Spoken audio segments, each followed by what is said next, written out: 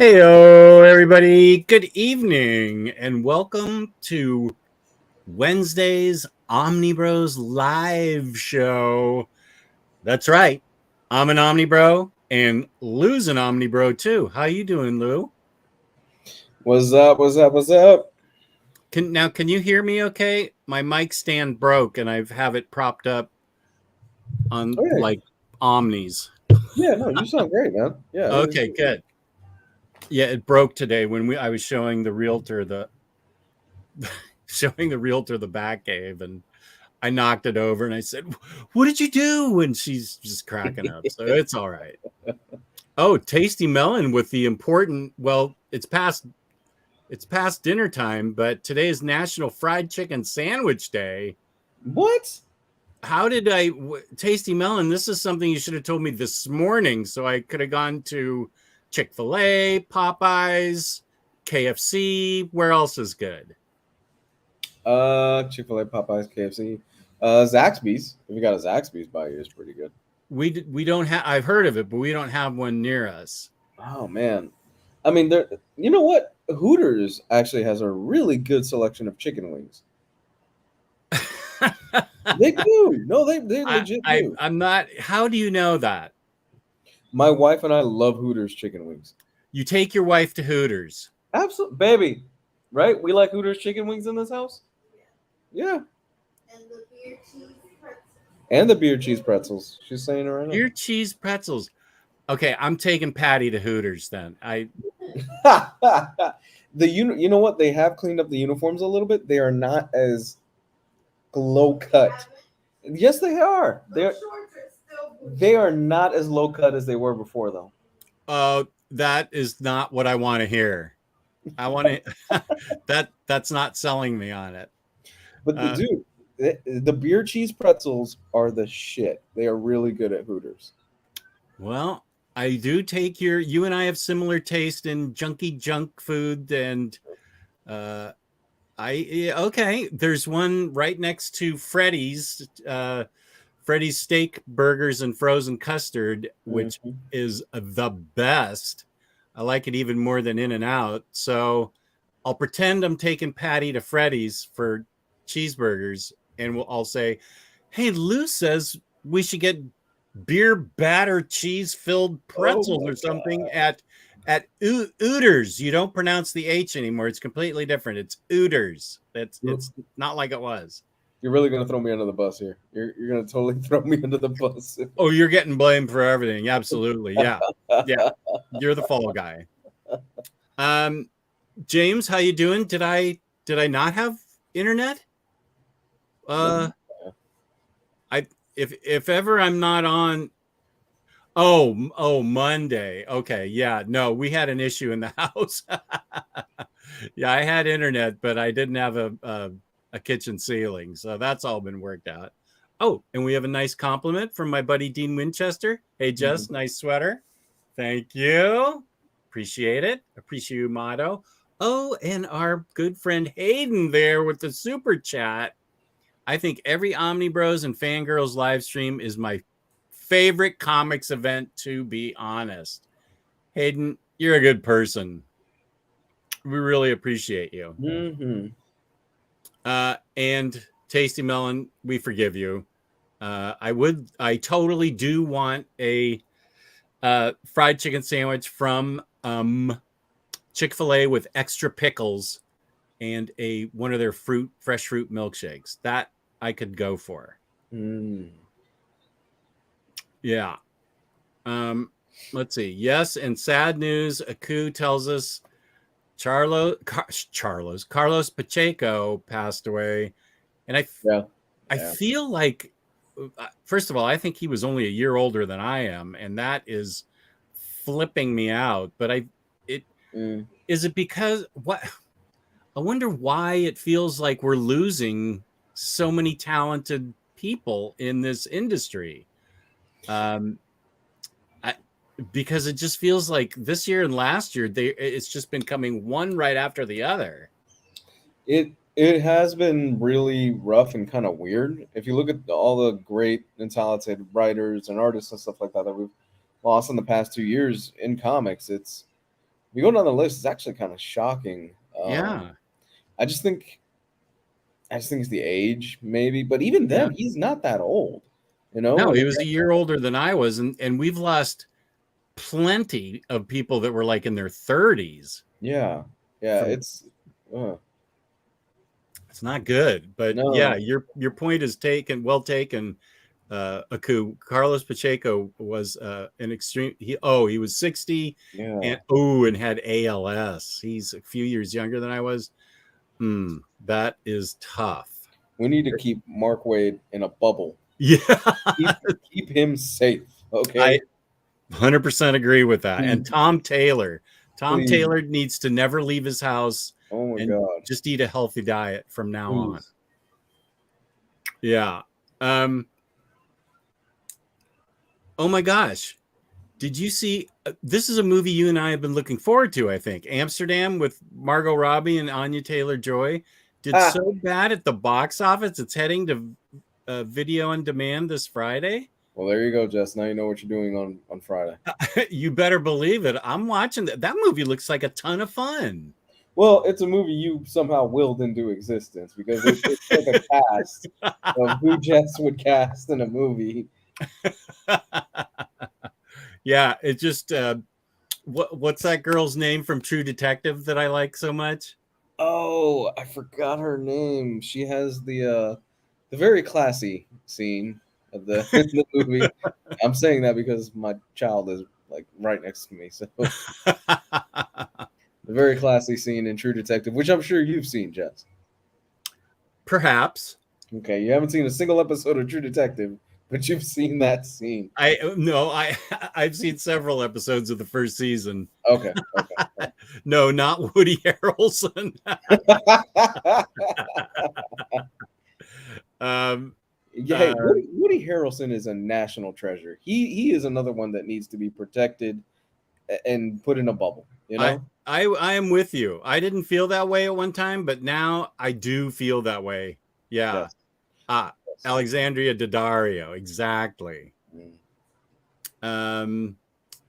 Let's see. How you doing, True Graphic Novel? Good to see you. Woody Harrelson, Willie Nelson. Willie Nelson needs to be protected at all costs. I love Willie Nelson. Oh, and this movie, we need to see this movie. Yeah, the Sam Rockwell and Saoirse Ronan. It's a detective story, like an English cop show that is supposed to be fantastic. Yeah, I would like to see that. Let's see. Dean is saying this year we lost first Neil Adams, then George Perez, then Tim Sale, now Carlos Pacheco. They're all happening back to back. So sad. Yeah. I wonder if it's because of the internet we're more familiar with these people. They have Twitter accounts and there's always news on them. I don't know, but it is disheartening. Yeah, it's honestly very tragic when you think about just the legends are getting older, man. The legends are starting to get up there in age, and it's kind of what comes with the territory, unfortunately. Yeah, it does happen to everyone eventually. Yeah. Steranko is still kicking ass, though. Yeah, he's a feisty guy. He's very feisty. I've been reading some stuff about him, and he's got his opinions, and he's not afraid to share them. Steranko is very vocal on what he believes. Very vocal. Yeah. Let's see. We have there's always so much going on in this when I run the show. Let's see. I'll find this. All right. Whoops, Dean, I have to take you off. InStockTrades.com, which is our fabulous sponsor, InStockTrades.com, where you can get your collected editions up to 50% off, and their sales spaces, when they give you sales, they can be up to 65% off. At the end of every month, we give away a $50 gift card courtesy of IST, good for $50 worth of credit at InStockTrades.com. $50 or more in an order gets you free shipping in the United States. Let's see. Fabulous customer service, fabulous packaging. That's InStockTrades.com. And let's see. What can I show next? There's so much going on here. That's a good one. Apropos of nothing, but I just love showing it. There was another IST. Oh, I really need Geo here. It was too hard for my tiny little old man brain. You got this, Jess. I believe in you. I can always go to this one. This will save it. There you go. Old Faithful. I love Old Faithful. Yeah.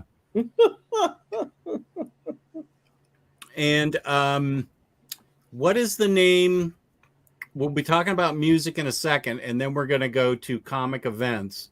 Yep. But what's the name of the show that you highly recommended that's got Henry Cavill and Millie Bobby Brownie? Oh, there are 2 movies. Enola Holmes. Enola Holmes. Okay. Yeah, it's 2 movies. They're fun. They're really fun movies. That's what I heard, and I read on BuzzFeed.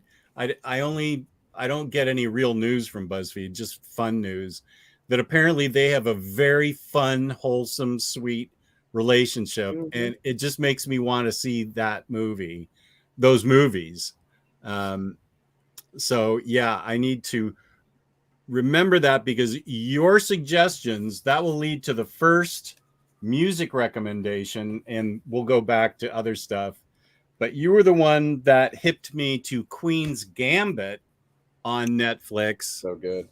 And Patty and I loved that. And this soundtrack is absolutely gorgeous. For those of you out there who don't collect albums, I totally get it. But obviously this is available on Spotify. And I can actually later in the show run down my list of Spotify playlists that I listen to music to. I can't have vocals when I'm reading, so I usually go to soundtracks or ambient music or something. This is a soundtrack that is stunning, Lou. I think you would love it. It is just beautiful, as beautiful as the actress who was in it, who just recently got married to some dude. And took her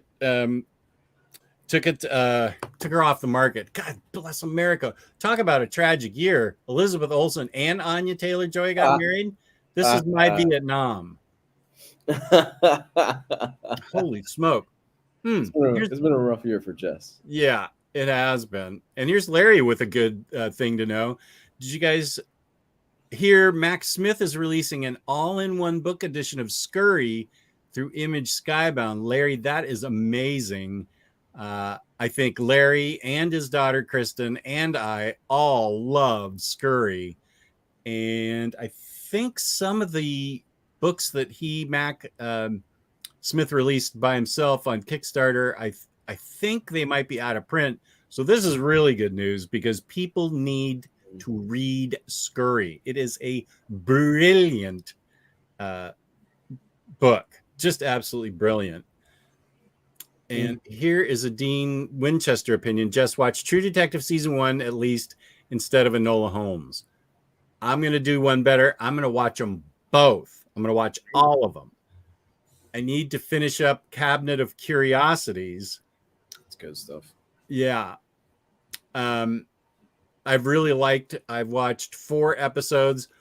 Have you watched the rat one? I'm not sure I want to watch Rats. That was the second one. I've seen the rat one. I thought that one was pretty good. Oh, okay. Solid. I'm not that big of a fan of Rats, but okay, if you think it's good, I'll watch it. Unfortunately, it's going to be standard size, I think. Well, I agree with that, but the important thing is that it comes out. Here's NFL Dude. How you doing, buddy? NFL Dude, are you the one that recommended Off to me? I listened to Off the other day, and man, that was some great head-banging punk. Oh, yes, Gabe, I know. I have to watch Sex Drive. Marvel Bab, hi chaps. My ex agrees, Lou. She really liked Enola Holmes 1 and 2. They're fun movies. Well, They're great. good for you that you're in touch with your ex like that. Yeah. NFL dude, I've been reading to AFI's Crash Love album recently. I can listen to vocals with comics, but I need ambient music for prose books. I have to have music on throughout the entire day, and it's usually ambient music. But I've been boxing up statues recently for our impending move, and I had the punk group Off on, and man, that took me right back to like 1982. The guy's voice is just as good, and that was angry music playing, and it was really, really good. And here is a question for you, and I know that you have a recommendation. Oh man, it's I mean, it depends on what you're into, but for me, it's Elden Ring. Elden Ring is so far my favorite game this year. Elden Ring, okay. I loved Elden Ring. It was fucking amazing. Okay, good. I'm still trying to get back to Spider-Man from 5 years ago. Yeah. Although my daughter and I have been playing Horizon Zero Dawn sporadically, and boy, I love that game. I started God of War yesterday, Jess, and yes, the bells are back. So. Oh my god, the bells are still there in God of War. The new one, the bells are back, Jess. I apologize. Okay, if I get that game, I'm setting it to toddler settings whenever it comes up to those stupid bells. I had the worst problem with those bells. I hated it. Natural Bridge has a question for you that you can answer. You've read everything involving this. Do you guys recommend reading Dark Knight's Metal? Natural Bridge, I actually do. I have not finished Death Metal, but I loved Dark Knight's Metal, and so did the Minister of Comics. We reviewed it, and I do not recommend the Absolute because that's just the main story. The art is great, but the Omnibus is going to collect everything, and I am seriously considering upgrading because DC's drunk monkeys were throwing darts again, and it was deluxe, standard HC, or wait, what was it? It was deluxe, standard, trade. That, I mean, I don't have non-matching spine disorder, but I'd much rather have it all in Omnibus. So that's something I'm going to upgrade. Natural Bridge, I highly recommend it. It is some of Scott Snyder's most fun, inventive, imaginative work, and it really changed and set the tone for DC in the future. From that, everything got changed because of it, and I think the concepts he came up with it are awesome. I really dig it. Yeah, does it feel like the DC let him just go nuts with it? Hey man, this is your own thing, go for it. That's a good way to put it. Yeah. I think they just gave him the keys, like maybe they used to give Jeff Johns the keys with creating the emotional spectrum for Green Lantern. Yeah. Yeah, that's a good way to put it. I think editorial just took their hands off and he just went nuts. And the art is very good throughout the whole thing. Yeah, I highly recommend it. James says Bayonetta 3 is also very good. Is that a game you played? I never played it. I haven't played any of those.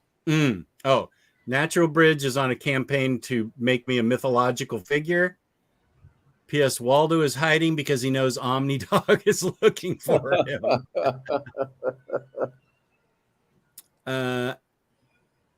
Some say God of War Ragnarok, just don't give it a 6 out of 10. Oh boy. Okay. Thanks, Lou. Need to catch up on Elden Ring. We'll pick it up if there's a good deal this sale season. Yeah, I mean, we're right around the corner to Black Friday. So a lot of stuff is going to be on sale. A lot of stuff is going to get marked down.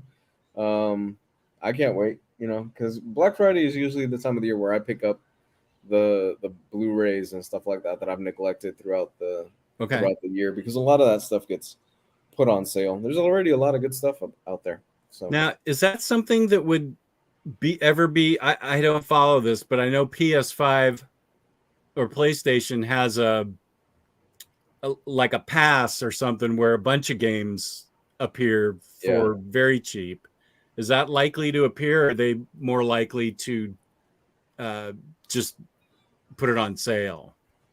Are you talking about the PS5 itself, or The game Elden Ring? Is that something that would show up in that PS5 selection of free games? Or it could? I mean, Jesus, the game came out. I think it was like March of this year. I can't believe the year is already almost done. I know. The game came out in March of this year, so yeah, it should be on sale. I'm pretty sure if you walk into most game shops, you'll probably find a used copy for fairly on sale. Yeah. Okay. I would hope so. Yeah. Aku. Anything Dark Knight's Metal was awesome. Yay, Aku. Yay, yay, yay. Oh, and here we're talking about events. His favorite Batman event, this is a true graphic novel, is No Man's Land. Wow. Nice. That's not that's not one we hear often. I'm not dogging you. That's typically not one that I hear. Yeah, that's my favorite event, especially with a character involving Batman. Right. And I read it in floppies 20 years ago or whenever it was released. So, of course, I have zero memory. So when I read it again, it'll be like the first time. Elden Ring is good as long as you like to die a lot. That's true. I die all the time. It even in like even in Animal Crossing, I die.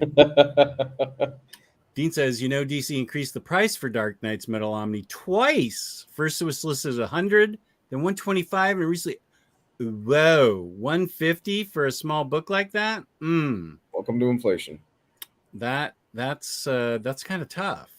That's steep. I mean, with the IST discount, you're still going to get a heavily discounted price, but still that's right. But 150. That's a good point, Dean. That is a lot. Oh, here Cleveland's explaining a reviewer getting death threats for what? It's for the giving internet. Stupid stuff like that happens all the time. Yeah, usual sad internet stuff. Are we even allowed to give an opinion anywhere anymore? Or death threats. I've gotten death threats for stupid stuff I've said throughout the year. Yeah, I've gotten emails and stuff like that on my YouTube channel and all that. I've gotten death threats. I've gotten called every name under the book, and after a while, you're just like, okay, it's just some jackass online. Death threats. I get no. What? A lot of sad and lonely people out there, John. I guess you're right. Are y'all into horror games? I am. Anyone looking forward to Silent Hill 2 and Resident Evil 4 remakes? Absolutely. I love horror. Horror is my jam. You could ask everybody in the group. Horror is my jam. Everything horror, I consume it. The Silent Hill 2, the Silent Hill series genuinely creeped me out. Yeah. And I liked the Resident Evil that I played. It was very enjoyable, but Silent Hill was genuinely creepy. I think they hit the right notes to make me want to turn on the lights and go up and sit with my wife for 5 minutes. No one ever gets life threats. I get people that say, hope you're doing well. Does that count as a life threat? That counts. Yeah, that counts, man. I'll take that. I feel like we've got a pretty solid community. I think so too. It's small, but it's a dedicated and genuinely pretty positive community that we have. I agree. I just listened to this. I did not play the game. But I heard that the music makes me want to play the game. I heard good things about it, and I listened to this while I'm reading, and that is Ghosts of Tsushima. Beautiful game, beautiful music. The music is gorgeous. And how long did it take you to beat this game, do you think? Man, that game is like 2 years old right now. I don't really remember, Honestly, Was it a big sandbox type thing? Yeah, it's a big sandbox type thing, so it'll take you a minute to finish it, but it's beautiful, absolutely gorgeous. And I got I love Stardew Valley. That soundtrack is so gorgeous. I didn't pull it, I forgot. Yeah. But now that I think about it, Stardew Valley, that's a game my daughter would play. She loves those, farming sims and life sims and stuff like that. But that music is super gorgeous and easy to read to. That's awesome. But yeah, Ghost of Tsushima, Sushi. Actually, I feel like it came. No, okay. I'm thinking of something else. This Queen's Gambit thing, you can build a box out of it, like a chessboard box. That's cool. I like that. It's got instructions on how to make a box out of it. Of course, here's the picture of my gal, so I'm always happy with this. And I need to see that Soho movie that she's in. Last Night in Soho. That's a good movie. Yeah, that's what I need to see. Are you strictly vinyl in terms of your music collection right now, or do you do any digital music? Because I know you've got. I'm assuming you have a really good setup in terms of listening to vinyl stuff. I would say it's above average. I'm not one of those audiophiles that spends $50,000 on a rig. I know Ryan Sace has those audiophile ears. Yes, he does. And so I, not judging him at all, he can hear the difference. I listen to vinyl, and then I usually listen to my Spotify playlists either through headphones or just in the background with Alexa. Let's see if anybody has Alexa out there. Alexa, play Women in Punk Rock. Oh, you should have done that. My sound bar just went off. So did mine. I burned myself. Here's a good one. I know you like this game. Oh, I love Metal Gear Solid. Yeah, Metal Gear Solid's fantastic. I played the first two and really... Oh, no, Metal Gear. I'm thinking of... not Metal Gear. What's the... Gears of War. That's what I was thinking of. I love Gears of War. New Spooey says, the trailer for Neo Geo Pocket Colors Section Volume 2 went live today, including Mega Man, the Power Battles. Is that Alexa playing your music? That is Alexa playing in the background. Sorry. No, you're good. Playing Ghosts of Tsushima right now. Beautiful game and excellent music. It is incredible what developers can squeeze out of the console when they do exclusive games. Yeah. Okay. The reason I ask, because I know there are people that are very much sticklers and they have that ear, like Ryan says, in terms of they can tell they claim that there's more of a warmth to vinyl in terms of when listening to it, and they're able to distinguish it versus digital. And I think is it because of the compression? Because I know the reason that I'm strictly disc in terms of movies is because I hate the compression on streaming and I don't like the way it sounds. That's exactly what the knock was on compact discs when they first came out. It sounded brighter and louder, but it was missing the warmth right there in the middle. And interestingly enough, vinyl today is not as well made as the vinyl that I have from my original collection from the 70s. Wow. This is what Ryan told me, and I read a whole article about it where the sound quality is better from the pressings from the 70s than a reissue made today, if you can compare them. So I thought that was interesting, that collectors are willing to pay more for Led Zeppelin 4 original than the remastered vinyl that comes out now. Okay. I don't know that I could tell the difference, but true audiophiles, and I know I know it's real because they can tell the difference. They want tube amplifiers and, you know, $50,000 turntables, you know, stuff like that, that they can tell the difference. I can't, but I know they're out there. Hayden says, I don't have Alexa or Spotify. I'm still copying the notes onto the sheet music by ear with quill and ink. Good for you, buddy. Dean is telling us that his favorite event, once we get into events, Dean, make sure you stick around so we can talk about it, might be Final Crisis, because no matter how many times you read it, you never fully understand. Seriously, really like the art and the event itself. I know it is a controversial event. All opinions are valid here, Dean, and if you dig it, you should dig it. So I'm falling down the rabbit hole here, and I apologize. I'm looking at the world's most expensive vinyl records ever sold. Oh, I remember this. That's right. Okay. and where is this? Where's this from? What do you mean? What's the source? I mean, HMV.com. Okay. Coming in at number 1, and I remember this actually because this was a big thing, is the Wu-Tang Clan, Once Upon a Time in Shaolin, for $2 million. Did that jerk bought it, right? OmniBros. He was the one that bought it, yeah. Martin Skornick or whatever. He's in jail now.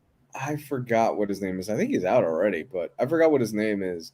There was only one printing of it, and it went up for auction, and he bought it for $2 million. Yeah, PharmaBro. I remember that now. Boy, that seems like a long time ago. Yeah, it was. Geez, when was this? I think 2015, something like that. What are there any normal albums? Like, what's number 2 and 3? Number 2 is the Beatles, the White Album. $790,000. What version of the White Album is worth that? For years, the Beatles drummer Ringo Starr was known to own the very first copy of the band's self-titled double album from 1968. Since the records were printed with serial numbers in sequence, and Starr's copy bears the number 00000001, he eventually sold his copy at Julian's auction in the U.S. for $790,000 in December 2015. Whoa, and I thought I knew a lot about the Beatles. I had no idea about that. Yeah. So it's not so much that it's the White Album, it's the serial number that makes it special. Wow. Yeah. Let's hear the top 5. What's number 3? Elvis Presley, My Happiness. And was that printed on something like an opioid colored vinyl? I'm not an Elvis guy. I never could get into him.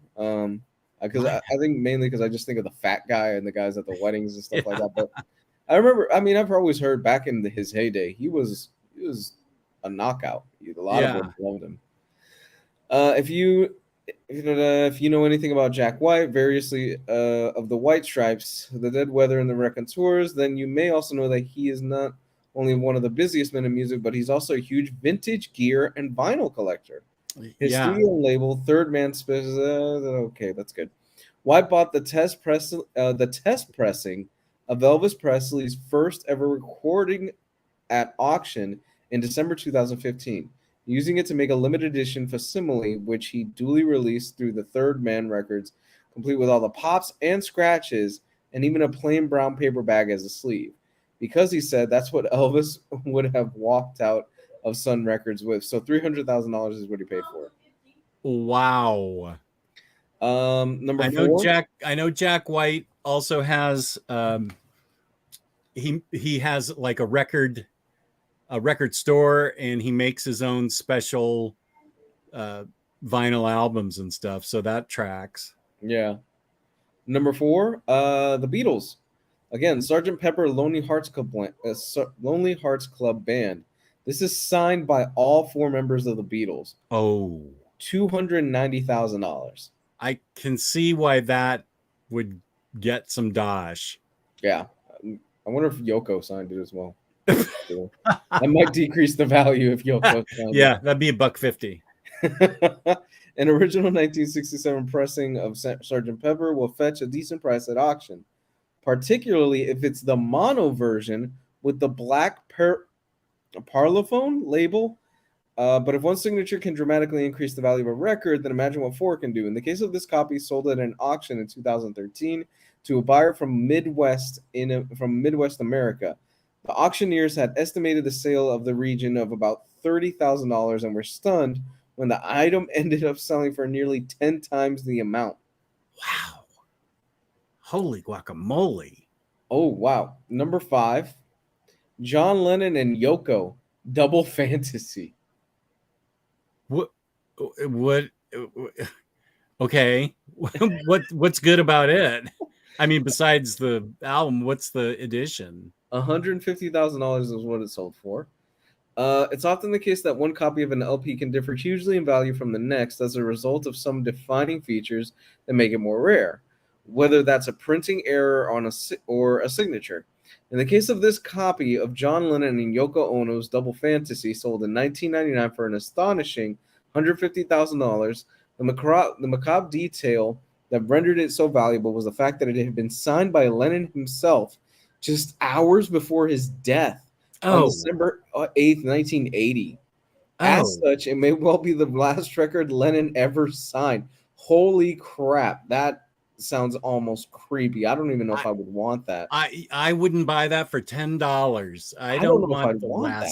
Yeah, I don't want that. It's bad juju in the house. Yeah, I'm not sure if I would want that, honestly.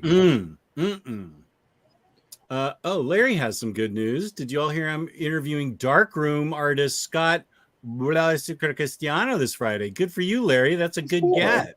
That's really cool. I need to read that book because it's supposed to be really good. Oh, yeah, I know this one. What was the famous music company that got caught putting CD rips onto their remastered vinyl? Yeah, that was a whole big deal. I remember reading the article. That was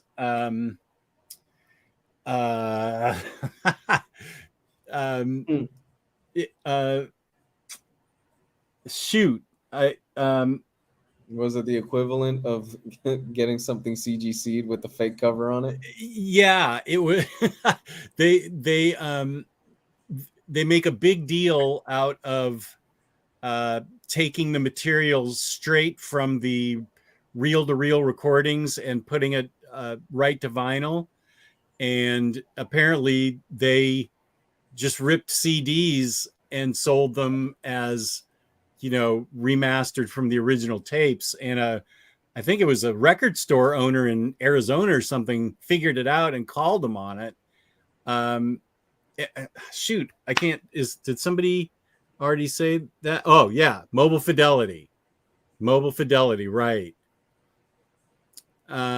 Natural Bridge, My Bloody Valentine is one of my totally favorite groups. I love My Bloody Valentine, and I could listen to it in the car. I also like Lush from that time period. Ride.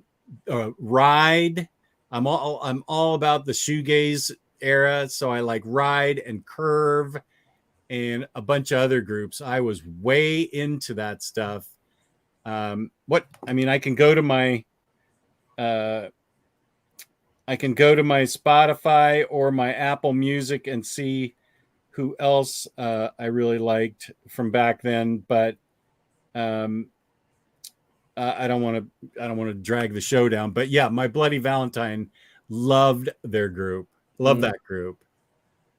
Lionheart's here, buddy. How you doing, Lionheart? Good to see you.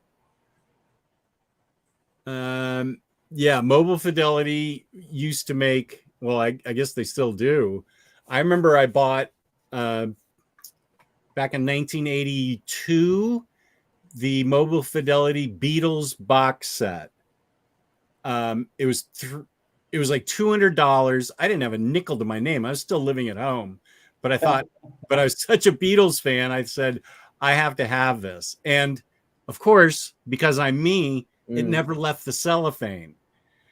And back in the late 1990s, I sold it for $750. And I thought, I can hear the Beatles on my old albums. I need the Dosh. Ooh, yeah, Slow Dive. Good job, Outlaw. Slow Dive is so great. You know, it's amazing that there are people out there that you and people out there that can listen to music while reading comics and stuff and reading books. I can't do it. You I have need to have quiet. silence. I'm good with listening to music, listening to podcasts and stuff like that when I play video games. I don't mind it. Um, and generally, I usually have some form of background music or something going on in the background in the house, just because I have to, or I'll go stir crazy. Yeah. But with reading, I can't do it. It needs to be quiet. I don't know what it is. Yeah, everybody's different, and I totally understand that. I like ambient music in the background or soundtracks. I can't have any vocals. Uh, so I'm like that. Um, Cocktail Twins, Outlaw. I might be one of the few people back in 1985 that went to the Cocktail Twins in concert in a small club. Then the very next night, I went to see Bruce Springsteen. So I wonder how many people were in that Venn diagram with me that saw Cocktail Twins the night before and then went to Bruce Springsteen. And coincidentally, Bruce Springsteen was the last time I got high because I took a hit and he started talking about his parents, as he always does. Yeah. I had just lost my parents the year before, Mhm. and I just started crying through the whole rest of the concert. And I said, forget this stuff. I don't ever want to do it again. That was 1985. That is the last time I toked. That's awesome, man. That's such a beautiful story, though. Yeah, and Bruce was great, and the Cocktail Twins were great too. It's better than my story the last time I got high, like really high. Oh, You know it. Wait. Let me think. What it is. You saw Cats, the movie. Cats, the movie. What a choice. I was dealing with a breakup at the time. Oh, okay. With my ex. Yeah. And I think it was a month after the breakup or something like that. I don't even really recall what it was.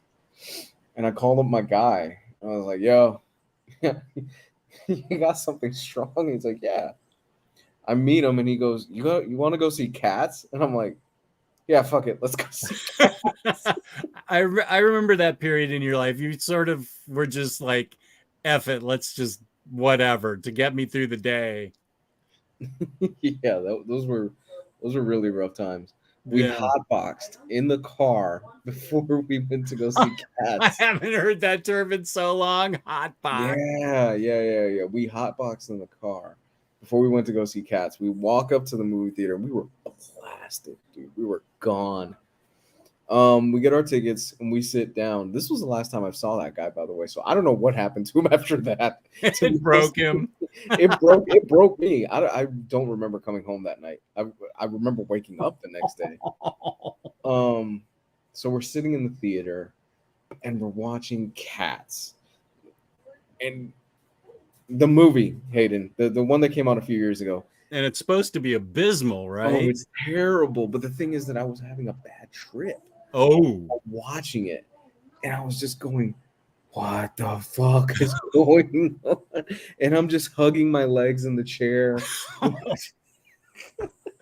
And you've got another couple hours left before you can pull out of it. Oh my God. It was about 2 hours.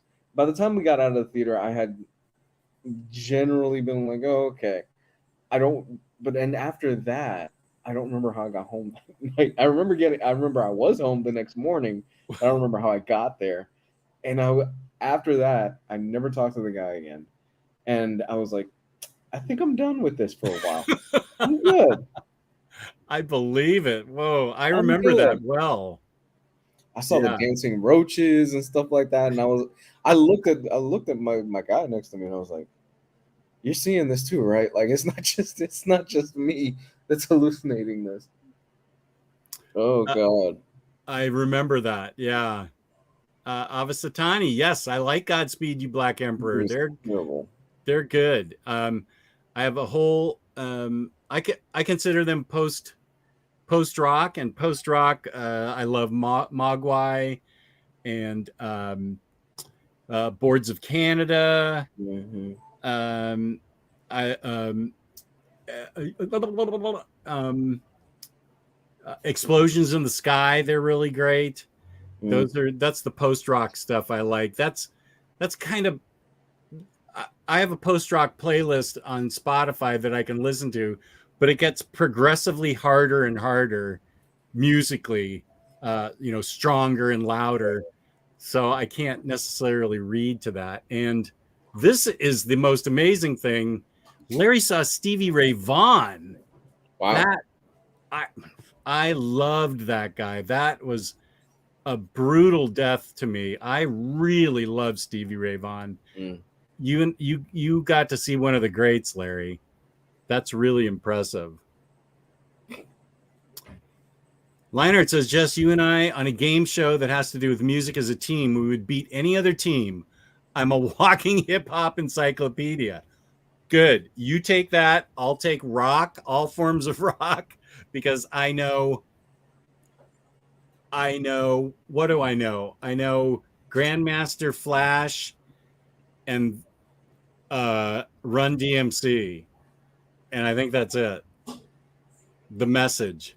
That's probably the last. I don't even know. If you're walking hip hop, I need you, buddy. I don't know anything. What kind of genre would you say you have the most knowledge for? Punk? Because I know you're a big punk head guy. Yeah. Oh, Outlaw, you're right. I love Tycho. Tycho's great for reading too. That's more post-rock stuff. I would say that, I guess, just basic rock is where my knowledge is. But I'm not somebody that can tell you what was on the B side of Springsteen's Dancing in the Dark back in 1985 or something. Okay. I'm not like that. Van Halen or Van Hagar? I like Van Halen. Okay. That's a good question. Let's see. Hayden, I'm not usually able to listen to music when reading, but I've been attempting to read the Silmarillion lately, and listening to Howard Shore's scores at the same time been surprisingly helpful. God bless you for trying to read that. What is that, a Tolkien book? The Silmarillion it's the basic Bible for Lord of the Rings. It's all the background information about all the histories and stuff like that. But Tolkien's writing is dry. For my taste, Tolkien's a pretty dry writer. Okay. And the Silmarillion is dry. Dry. It's the equivalent of reading just a standard textbook. Oh my goodness. It's dull as rocks. But if you're fascinated with that stuff, then some people really like it. I just heard yesterday the top 3 dead celebrities income, who the top 3 estates were for 2020, for this year so far, 2022. Number 3 was David Bowie. His estate has got $250 million worth. Woo! And I think that's because his family sold his catalog. Wow. Number 2 wasn't Elvis or Prince. I'm trying to think of who it was, but Tolkien was number 1. His estate, he died in 1973. His estate pulled in $500 million this year. The Amazon stuff? I imagine that's that, and maybe residuals from, I don't know, Lord of the Rings or the Hobbit movies or whatever. But yeah, you're probably right. With Amazon must have paid up for that. But the guy hasn't been around for 40 years, and he's still making money. What can you say, man? Oh, Larry's going for Silmarillion too. Oh yeah, Larry's a big Hobbit guy, a big Tolkien guy. Next thing I listen to, which is, I love this group, Pie Corner Audio, and it's not a group, it's a guy. This is all instrumental, and it's brilliant, easy to read too. Pie Corner Audio has several albums that are all brilliantly put together. Let's see what color this colored vinyl is. Okay, this is yellow. That's pretty. Thank you. But I love Pie Corner Audio.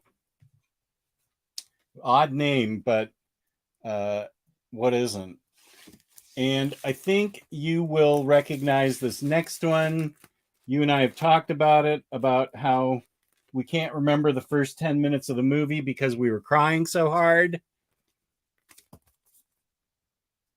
Yeah, Up. Oh my God, Up. Up is beautiful. Beautiful soundtrack and great movie. This is some movie soundtracks are you know, if you're going to listen to Avengers Endgame, that's so epic, and so any of those superhero soundtracks are quite loud and they sort of suck you in, especially Avengers Endgame. I think, to me, it's so recognizable that I can't really read to it, but I can read to Up. It's such a beautiful movie, and that was at a period where Pixar was just putting out. Every time Pixar put out a movie, it was like, wow, they just do not miss. And then the last few years, you know, we've gotten certain things here and there where it's like, it wasn't that great, Pixar. So wasn't The Impossibles like right around there too? The Incredibles? Incredibles. Yeah, I'm sorry. Yeah. The Incredibles was around that time. And I think The Incredibles to me is still the perfect Fantastic Four movie. Totally. I don't think they've ever come close to even topping it. It's so good. Yeah. Yeah, the beginning of the movie, Outlaw. Yeah, the so sad. It's just ripped me apart. Here's something that I didn't even know. I have several of his albums. I had no idea he was a composer. I had no idea he was a composer, but John Carpenter writes the music for all his movies, and it's really good. So I have a lot of John Carpenter stuff that I listen to. You know, of course, if it's Halloween or something, or this is all some of his greatest hits, the anthology. But I just thought he was a director. He is a really great composer. Oh yeah, I had no idea. Yeah, Carpenter is a very talented man. Very talented. Really is. You willingly own and listen to that soundtrack? What in the sadism is going on? Yeah, I agree. Yeah, no, it makes me cry too.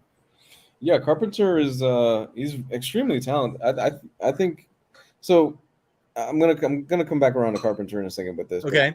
A lot of people are talking lately about Jordan Peele and how Jordan Peele is like the next Hitchcock and all that other. Some people were saying, oh, he's the next Hitchcock. He's the next, you know, M. Night Shyamalan and stuff like that. Where some people aren't feeling the stuff he's put out since Get Out. I think Jordan Peele is very much the next Carpenter, and I know Jordan Peele kind of doesn't necessarily like that comparison, but I think it's apt because Jordan Peele is putting out some of the most interesting horror projects. If you watch Nope, which I do recommend you check out, Jess, I think you'll enjoy it. I want to, yeah. It starts out as one movie, and you think it's going to go one way, and by the end of the movie, it's a completely different genre of horror movie that I think that you and I really love. So I think you'll enjoy it. Yeah, I saw you put that in the chat, and I really want to see it.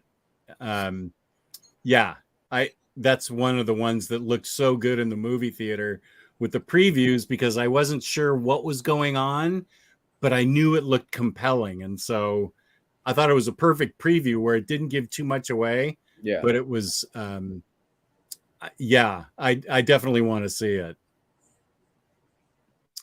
Nope is coming to Peacock on November 18th. I don't know if I have Peacock Plus, so I have the Peacock where they grandfathered me in with commercials. So I don't know. I'll have to check. Satani says Carpenter's been playing concerts with his kids lately. He deserves it. Seems like the best retirement I could imagine. Lionheart, I got you covered, Jess. I would have 60s, 70s, 80s, and 90s R&B soul covered. I like to go back and do research on what was out before my time. Nice. Let's see. Larry is in a chat with everybody about Tolkien. Oh, and here's a Malaysian fellow or person. Heyo, love up all original soundtrack too. Good morning here in Malaysia. Good listening to you guys while driving to work. Thank you, Azar, for listening to us. I appreciate it. Hey man, that's awesome. Yeah, thanks for paying attention. We really seem to have a lock on the Malaysian market. Somehow. We have quite a few people that are on the other side of the world, and it's always cool. It's always really fascinating and awesome to hear that. But it's also kind of like, wow, people in Malaysia are listening to what we have to say. It's kind of wild. Yeah, it's really amazing. You're right. If Gio was here, he would agree with me. I think this might be Gio's favorite music ever because it's by Hans Zimmer, who's a great composer, and that is the music from Inception. This, I don't know that I can read to this because every time I listen to it, I remember the scenes in the movie that were so boss, and the soundtrack is so epic. So I'm not sure you can read to this, everybody, but no, listening to it is super fun. And I need to I need to see this movie again. This is something that I mean, I've only seen it once. I really should have seen it 16 times. And yeah, so let's see. What's the chat saying? Next Imaginaut. Oh, he's talking to Larry's library. Is Nope about the Nope meme? When that meme was going on, that was truly horrific stuff. I don't know that I saw that meme. I don't either, but no, it's not about that. No, it's about something really cool, apparently. Yeah, don't give away the big reveal for yourself, because there is a big reveal, and when it does happen, I was like, wow, this is really cool. And as a concept, I'm not entirely sure if I've ever seen something like this. That's pretty cool. I need to see Barbarian still, or is it Barbarian or Barbaric? Barbarian is fun, man. That's on HBO Max. That is worth a watch. That's really okay. Good. Yeah. I gotta see that. That's really good. You'll dig it. Good. You guys are our reference. What good comics to buy to get at Kinokuniya? Is that where you get your comics in Malaysia? Kinokuniya?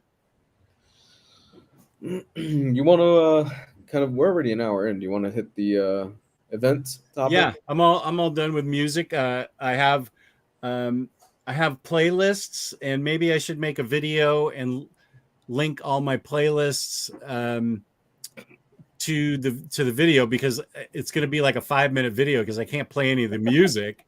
Hi, OmniDog here. Here are my playlists if you want to listen to some music.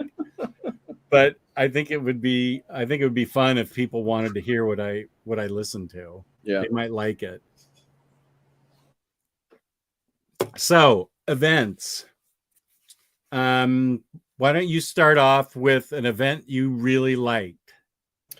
Okay, this is a more recent event. I liked it. What was it? King in Black. I haven't read it. Oh man, so Donny Cates. This was Donny Cates firing on all cylinders. I think he's kind of fallen off for me a little bit. He's not bad by any stretch of the imagination, but this was at his peak. He was writing Venom, and Venom was a character that for years I think has kind of been not necessarily a joke, but nobody could really get a good grip and get a solid run going for the character, despite the fact that everybody thinks he's really cool because he looks cool, he's an interesting design, and he's got really cool powers. But I think King in Black was that first thing where Donny Cates basically said, yeah, we're going to blow up the entire concept of what Venom is, his whole origin story, where he comes from, and all this other stuff. We're going to introduce this character named Null, and we are just going to make an awesome, badass event surrounding Venom. And I loved it. I loved King in Black. I think it's super fun. I think it's super accessible. but I do recommend you read everything before King in Black. Not only of that, but the tie-ins for King in Black are really good as well. There's a lot of fun stuff in there. There was a Thunderbolts tie-in that was awesome. Just so much I've fun. heard you talk about it. Yeah. Yeah, it's so much fun because it's just basically Kingpin bought the rights to the term Thunderbolts, and he's like, "Well, I bought the rights to the term Thunderbolts, so I'm going to use it now, and I'm hiring a bunch of flunkies. Go save us from Null." And he hires just a bunch of D-list villains, and he's like, "Yeah, go figure this shit out. I don't care how you do it, just figure it out because I bought the copyright to this, so we need to use it." That's the general gist of what happens. And it's such a fun ride all the way through that spin-off series. But the main event is badass. Donny Cates wraps it up really well. It was the conclusion for the most part. I think there were maybe one or two or like a handful of issues after that. But for the most part, it is the conclusion to that run.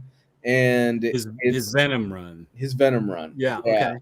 And it's such a great pickup, honestly. If you've not read the King in Black story, do yourself a favor. Go read the whole Venom storyline that Donny Cates wrote.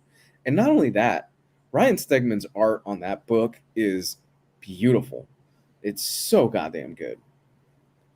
Dean says, so is it worth getting King in Black Omni? I mean, I would recommend you read everything before that because everything builds up to it. But yeah. Is that the Venomnibus by Cates first? I don't know. Because I don't follow omnibuses anymore. I don't follow what's in them. Is it all the Venom stuff then that Cates wrote first, and then that leads into King in Black? Yes. Okay.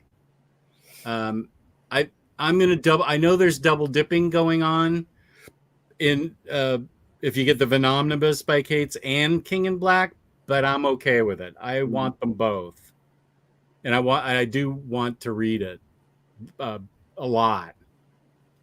And man, looking forward to the King in Black Omni. Candace, how you doing? We haven't talked to Candace in a while. Mm-hmm. Both Candace and Outlaw would like me to post my playlist. Okay, that is not a hard thing to do. I will be happy to do that. Good. Okay, wait. I do need to write myself a note though. On the 45 pieces of paper that are hanging out here. Okay. Playlist video. Be my shortest video ever with the longest description because I'll have like 40 clips, 40 links for people to click on rather. Blah, blah, blah, blah. Okay, so King in Black. Let's see.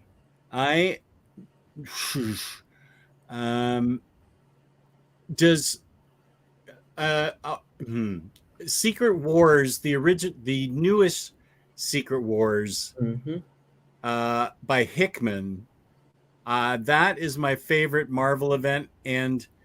But when I'm talking about that, I'm talking about starting with Secret Warriors, reading the Ultimate books that he did with like Thor and Hawkeye and one other, the Fantastic Four, the Avengers, the Shield run. Wow, and the Shield book, that's a deep cut. Both of those are really cool, and I include them in that reading list. I do have a video of a review of my Hickmanathon, which was probably back in 2019. So if you want to check that out, it's in my library. It's my Hickman read through. But I loved Secret Wars, and I got not only the Secret Wars book, but I bought just about every trade paperback that came out with it, and I'm not letting those go. I don't think they're going to collect those trades. You know, Thor's and the A Force or whatever the women were. Was it A Force? Whatever. You guys can correct me. So it's a long thing, starting with Secret Warriors and ending with all those trade paperbacks, and then the Secret Wars event itself that you sort of read with the trades. That was major, and that is probably my favorite Marvel event. Omar announced the Secret Warriors Omnibus reprint the other day. That is one of my last Omni Whales. That's been out of print for like 7 years. Long time. Yeah. That's an oldie, man. Yeah. Okay. Yeah. We're going to cover this. And wait, are you asking us or are you guys talking to each other in the chat? Because I know that Larry's talking to a bunch of guys in the chat. What are your alternate favorite events? And did you double or triple dip these stories because you liked it so much? I just based on the fact that I want it to be complete, I'm going to double dip with Kate's Venom and King in Black. Mm-hmm. I don't mind that much, so long as I have it all. Yeah. Um, what what's another event that's not Blackest Night, which we just talked about and we loved? Dean, we loved Blackest Night. We talked about it last week. And I think we even agreed that that was an event that was so fun. Yeah. The tie-ins were really fun. So for me, the next one that I'm gonna go with is from Invincible. I'm gonna kind of cheat because it's not the big two. Oh But no, this doesn't have to be the big two. okay, cool. So I'm going with Invincible, and I'm going with the Viltrumite War. The Viltrumite War is so good. Oh my gosh, it's fantastic. It's everything that Kirkman was building up for. I think it was close to 70 plus issues, something like that. And you keep hearing about this character named Conquest and stuff like that. And Jesus, when Conquest shows up, it is a brutal battle between Invincible and the character. And what I like the most about Invincible, especially the Viltrumite War, is that there are a lot of characters that end up biting it and biting it hard. Yeah, it gets pretty rough. There's one particular character that makes a really just you think this character is a complete dick. I'm not going to get into it because I know eventually the TV show is going to cover this. You think the character is just a complete dick, but he ends up redeeming himself in the way that he ends up ultimately sacrificing himself to not necessarily win the day, but he ends up sacrificing himself for a good cause. And man, just the Viltrumite War is great. Honestly, if you have not read Invincible, I know that I towards the end it lost me in terms of what I liked about it. But man, it's a ride all the way through. Honestly, it starts off. The thing is with Invincible is that it starts off fairly traditional superhero kind of capes and cowls and stuff like that, and it's not that violent. But man, once you get into that third volume, I think it's the third volume, and you start realizing what's actually going on and what's really the deal with Mark's father, it gets so much better from there. Honestly, it's a fantastic read. I still haven't made it past book 3, but I've read 1 through 3 15 times, but I really want to read that series really badly. I know you guys in the OmniBros chat are always talking about how great it is. And Larry, you don't need to apologize. You guys can talk about whatever you want in the chat. That's fun. That's fine with me.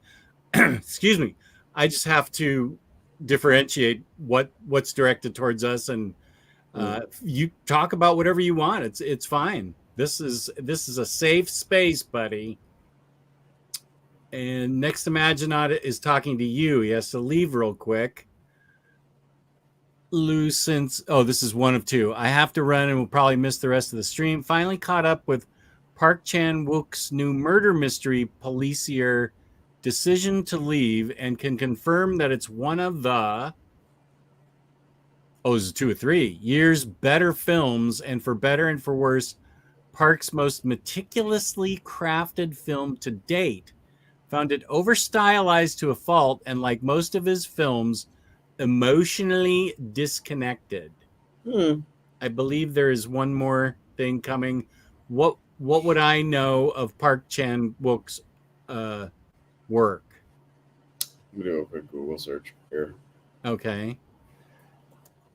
Speaking of Kirkman, I know you guys talked about and bought at least the first Outcast hardcover years ago. I think you liked it, Lou, but Jess, you said you weren't feeling it and wouldn't get HC Volume 2. Don't recommend it. I don't think either of us liked it. No, we did not. You would, Jess, it's Old Boy. Old Boy is probably his most famous movie. Okay. Would know. Okay.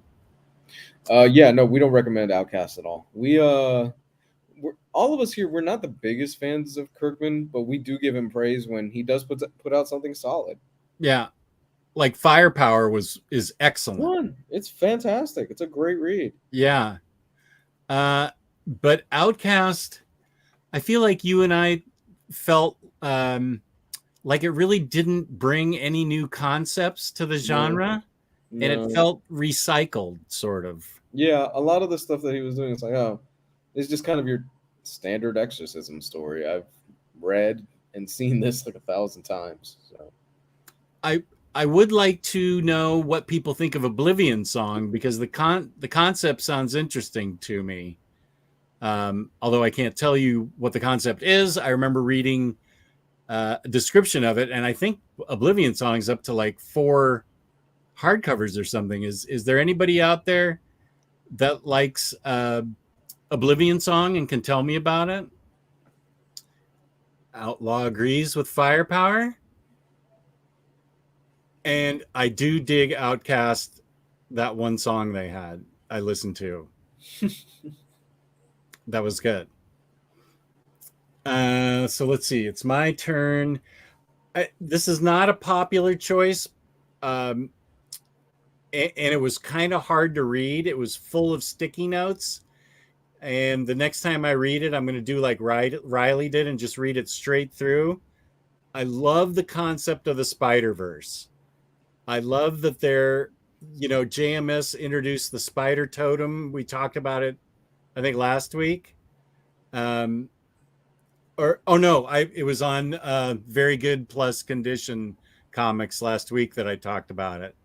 I really enjoyed JMS introducing the spider totem, and that the spider picked out Peter on this, in the 616 world. People had a problem with the Spider-Verse book mapping. Totally get it. So did I.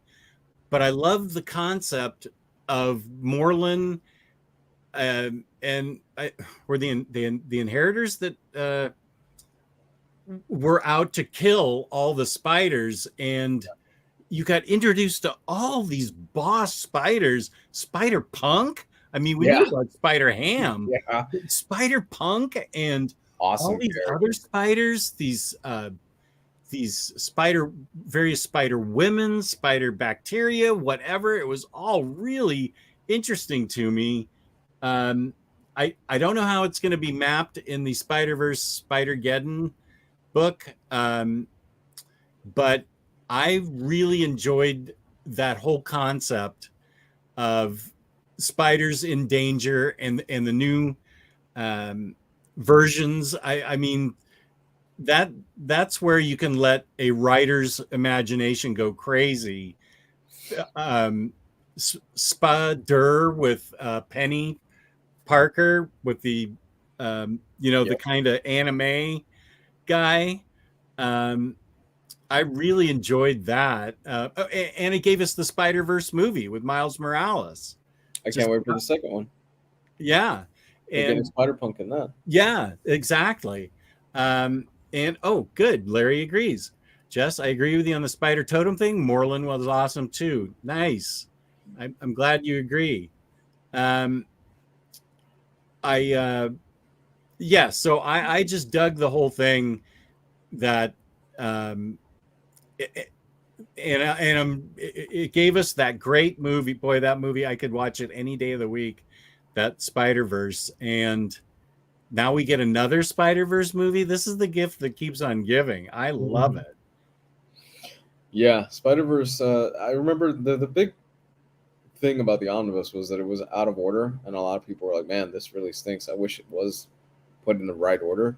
And I could see why. I love that event. That was such a fun read all the way through. That was Dan Slott. That was Dan Slott at his best. And I think unfortunately Dan Slott gets, I don't know, maybe rubs some people the wrong way and stuff like that, and gets unfairly maligned because I think he's overall a very solid writer, and I think his Spider-Man run. Some people might disagree with me. That's fine. I think his Spider-Man run will be remembered as a modern day classic of the run. I think he's got a lot of really great stuff and really good gems in that run. He's got the Spider Island stuff, which is fun. You can't the Doc Ock Spider-Man run. Oh, Which Superior Spider-Man. yeah, So great. which is fantastic. Which Yeah. and he got so much shit for that fucking story when the concept was leaked of what was happening. He got so much shit for it, unfortunately. And by the time he was done with it, everybody was saying, I want more Superior Spider-Man stories because it's so fun. He balances it out so well, and it's such a blast, honestly. The concept of Doc Ock realizing and trying to be a better Peter Parker and a better Spider-Man, and for a while it works, and he is a better Spider-Man. Yeah. It's great. He realizes, fuck, this guy's only got a bachelor's degree. No, this isn't gonna fly, and he ends up getting Peter to, I think, like a doctorate or something like that. He gets him involved into a doctorate program and stuff like that. He ends up doing Peter Parker Industries, which just gives him a whole lot of money and stuff like that. He has a somewhat stable relationship with a character in that they introduced, which was really interesting and really fascinating. It's Superior Spider-Man is so good, honestly, and I could have had him keep going with that run. But I think it's also it's a concept that I think he bowed out at the right time because it could have gone a little bit too long, and eventually other characters in the comic universe start realizing, yeah, something's not right with Peter. He's kind of being a dick lately. James Abel, thank you for taking care of our Patreon. I mean, the sex bots. Superior Spider-Man Omni is coming also, which I don't mind, but I wish they'd start at the beginning of his run and just omniize it. Yeah. I mean, how many omnis do you think that would be? He's got so much stuff. Yeah. Well, I mean, he's coming back. I think he started writing Spider-Man already. I think that came out. Oh, I don't think I knew that. Slott is writing a Spider-Man story, or he's either coming back or he started it. And when it was announced, I was like, oh, thank God. Thank you. Somebody, yes, please.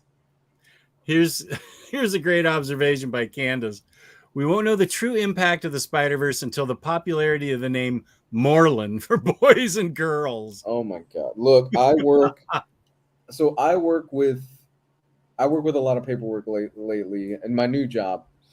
I can't tell you the amount of times that I have seen the name Khaleesi pop up in paperwork. Oh, really? Yes. I have lost count how many times I have seen the name Khaleesi for a first name. And I keep thinking every time I see it, I'm like, you guys do know that she ends up being kind of the villain of the end of the series and becomes mad with power and kills a lot of innocent people, right? Right. Mistakes were made. So Candace, it sounds like you're onto something. Outlaw liked Annihilation.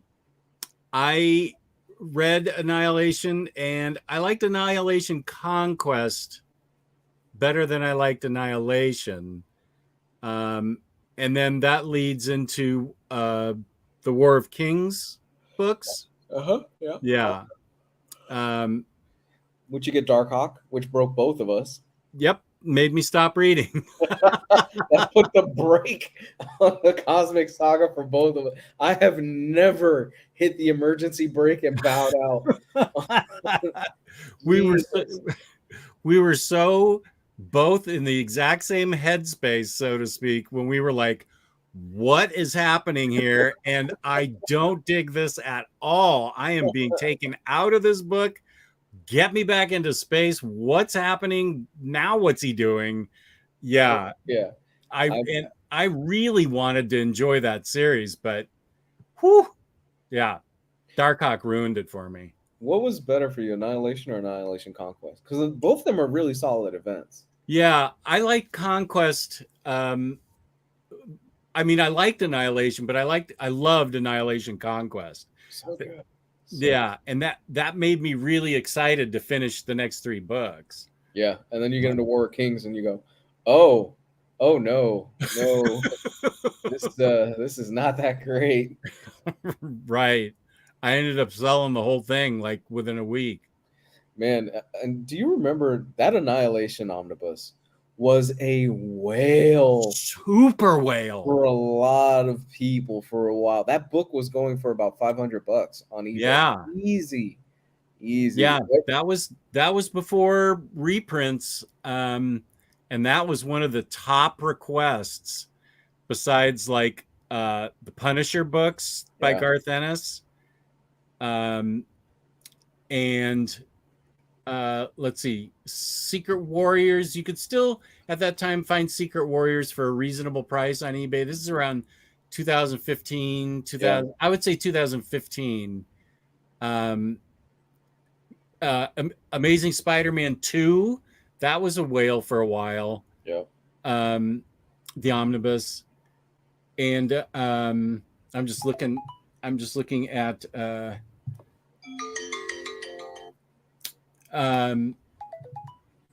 I'm trying to think of what are the other whales were.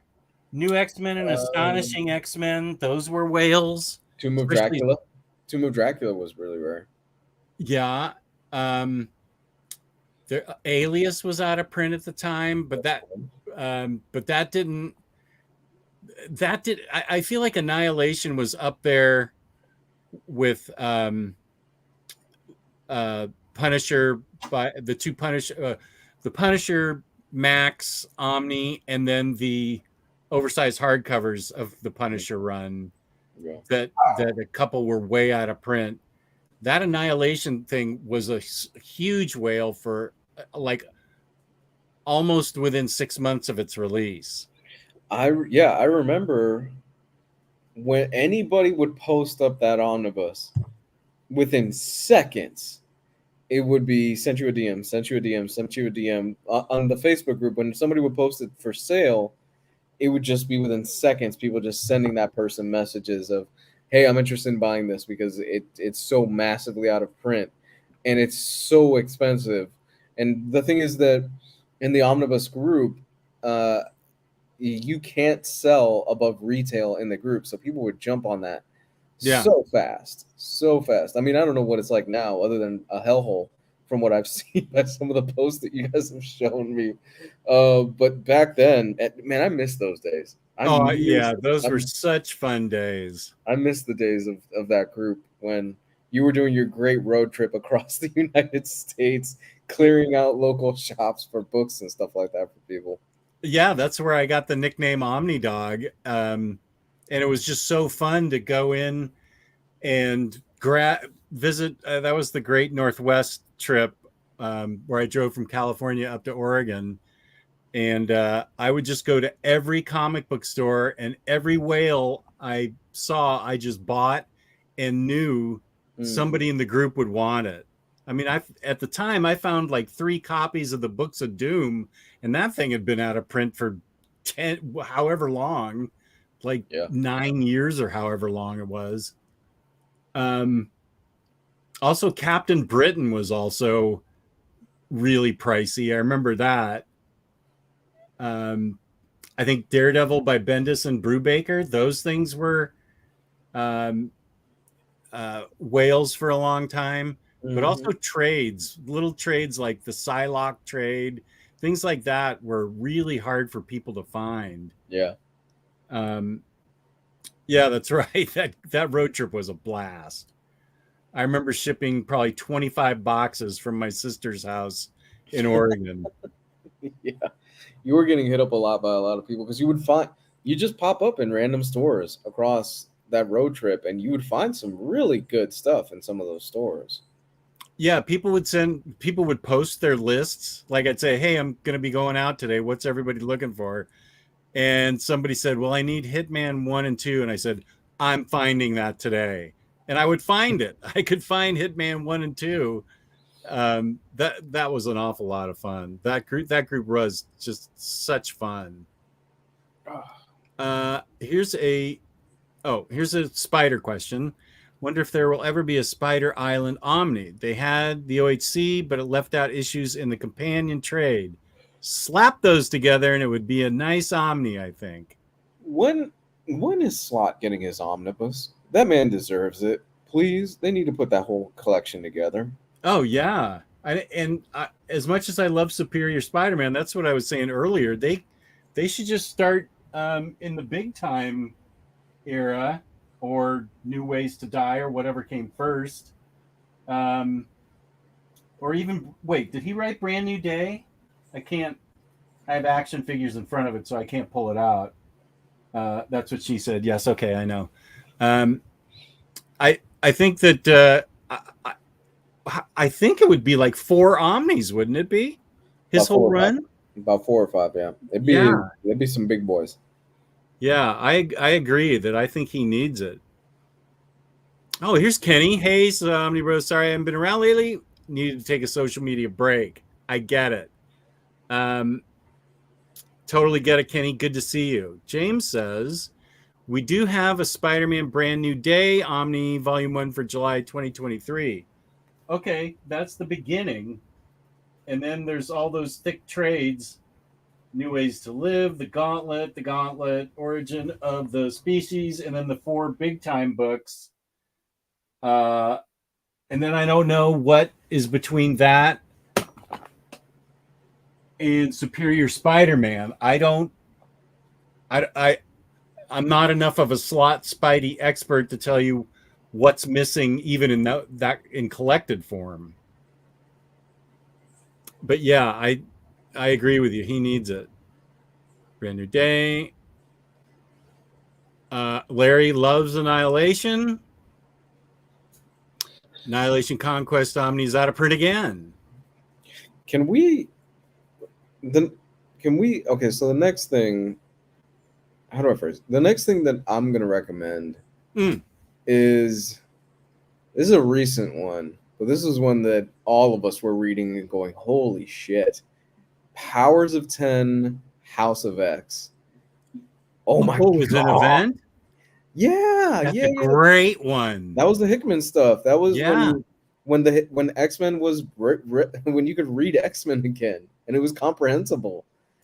That's a great call. God, how great were those 2 books? Firing back and forth between each other. And every single week, all of us were talking about, did you read the new Powers of 10 and House of X book? Because they were just so, oh my god. There's so much great stuff in there, just so much mind-blowing stuff. What was her name? Maria? I can't remember her name. There was this whole issue devoted to her where she constantly ends up dying. Oh, Moira. Yes, for years. But she would retain her memories as she came back. God, that issue was brilliant. Oh, because Moira, for the most part, we would all think he retconned this, but it works so well because she's been in comics for a long time. But you're thinking, okay, this whole time she's just been a normal person. She has a mutant power, and then you find out what it is, and it's just like so unbelievably crazy that single issue alone. I was like, this is brilliant and thinking on a different level. And you're right, it's accessible. Even though it was a really amazing concept, it wasn't hard to understand, and the art was fantastic. Yes. But you're right, it was really accessible. That's when anybody that tries to read X-Men, you can't just jump into an issue. I mean, it's a long, convoluted story. But man, you're exactly right. It was easy to understand and fun, and the concepts were just amazing. And I liked that whole. Some things worked better than others in Dawn of X, all the way up through X of Swords. but I also liked X of Swords because it had it pivoted. Yeah. In the middle of it. I don't want to spoil it for anybody that hasn't read it, but it pivoted in the middle to something I had no idea it was going to do. And it became, the first half was a little dry, and then the second half was one of the most fun things I'd read ever. And it gave us Hellions. It gave us Hellions, which is awesome. I have Hellions. I have Sassy Mr. Sinister right here. I love the beginning of Hellions because it's basically Mr. Sinister going, yeah, there's this lab. It's down below, and I did some weird shit down there, and it's still there. I'm gonna send a bunch of D and C list X-Men characters down there. Have fun and go take care of it. Good luck, guys. Wild Child. Like, yeah, go, yeah, Wild Child. Jesus. Yeah, go have fun. Take care of that for me, guys. And wait, Psylocke was in charge of the team, right? Yes, Psylocke is in charge of the team. Madeline Pryor shows up for somehow. It was amazing. Yeah, that's a great call. And it got me so excited. Once it was done, it got me so excited to read the X-Men again. I was like, oh my God, the X-Men is great again. And I fell off. But still, I really recommend anybody out there that has a passing interest in the X-Men. You'll get a lot more out of it if you know some of the basic background stories of some of these characters, but you really don't need to know too much. You could jump into Hoxpox and you'll be just fine. Yeah. William is saying that Uncanny X-Force was a whale. I remember at the time, 2016, Uncanny X-Force and I think Astonishing X-Force, Astonishing X-Men were both whales, and New X-Men had just become a whale, although I feel like it was on maybe its second printing. Uncanny X-Force was one of those ones that was a real whale.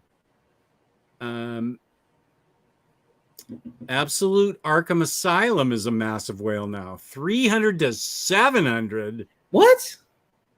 Holy guacamole. Arkham Asylum.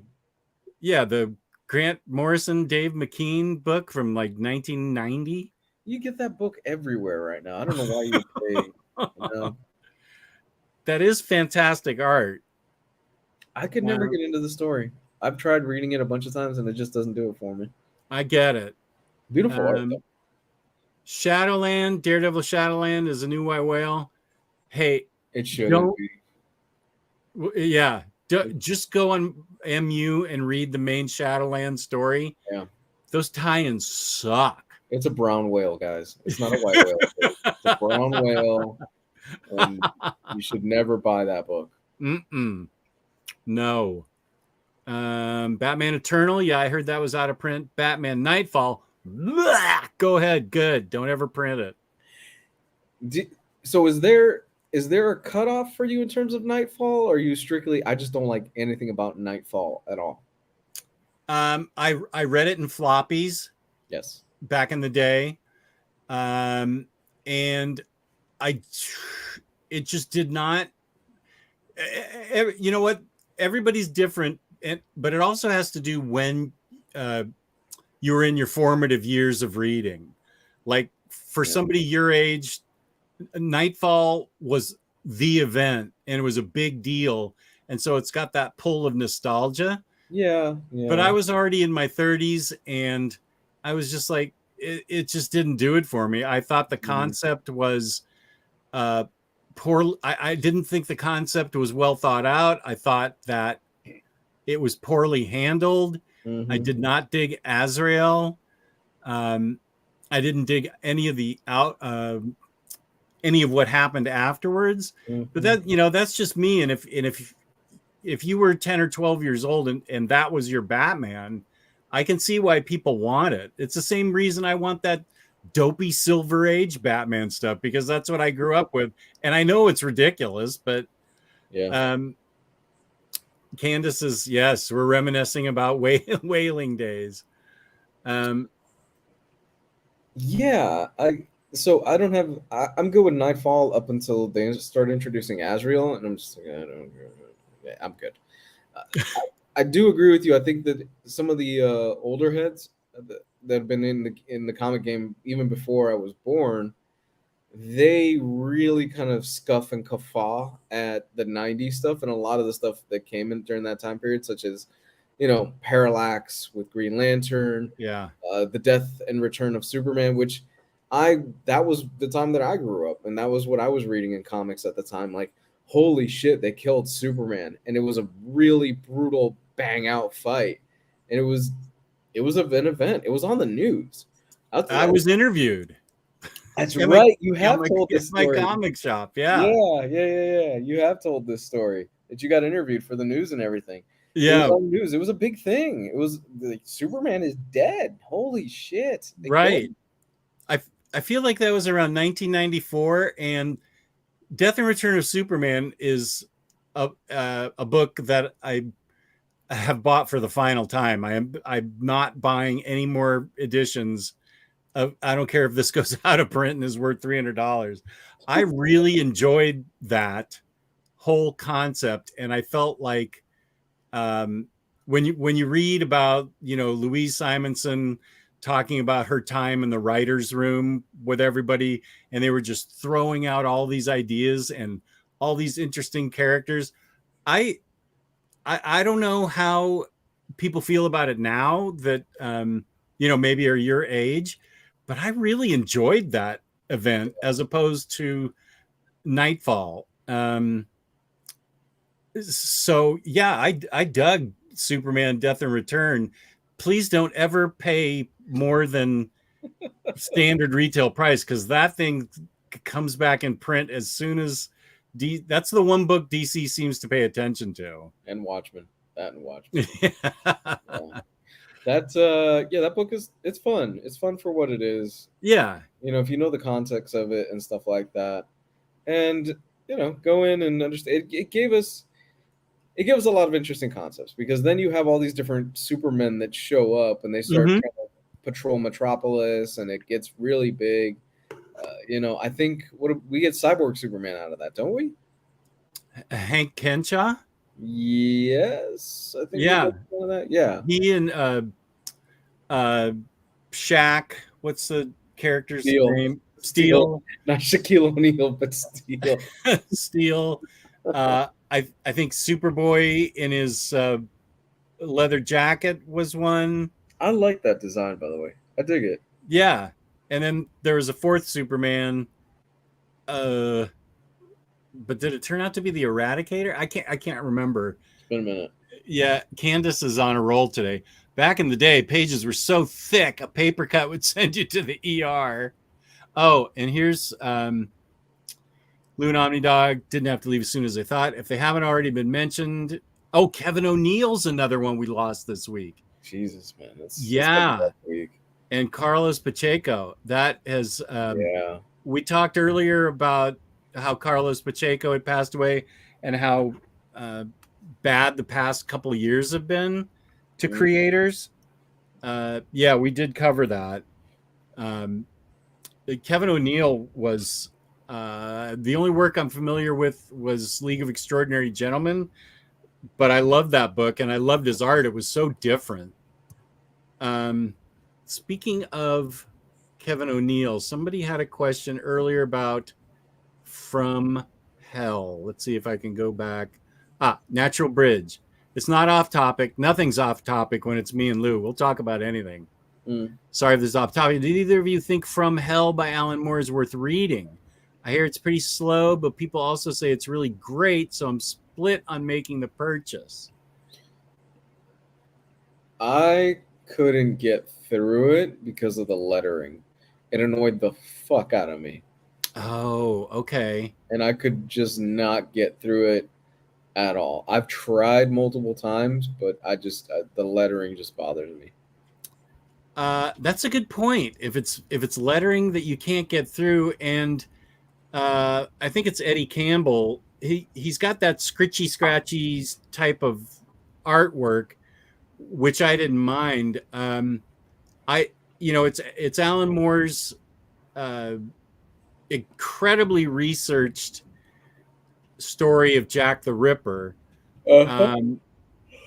and I I read it and enjoyed it. I have like the annotations. I got the box set with the annotations, and it's in black and white. And I can't remember if it has some of his trademark weirdness with women in it. Yeah.